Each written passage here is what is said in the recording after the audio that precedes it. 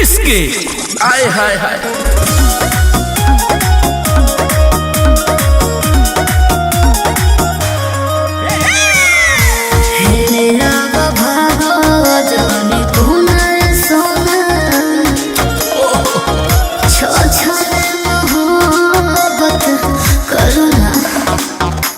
बाप रे बाप का चाहता रू का लभकरी के सबरी तू ढारी देबू का।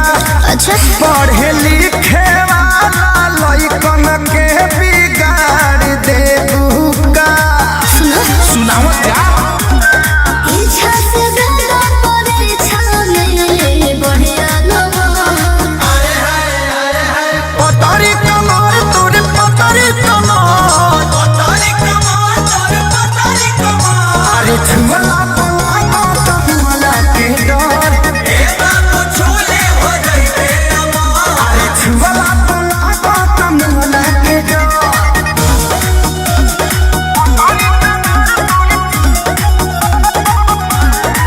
Music by Arya Sharma.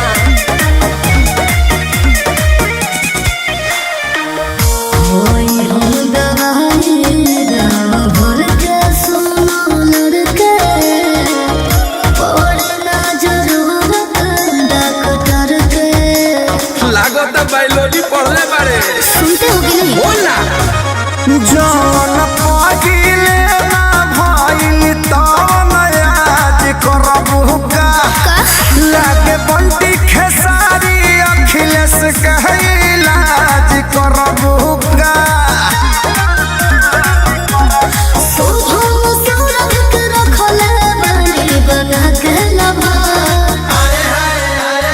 पतरी कमर तोर पतरी कमर छुपला पला दुनिया के जान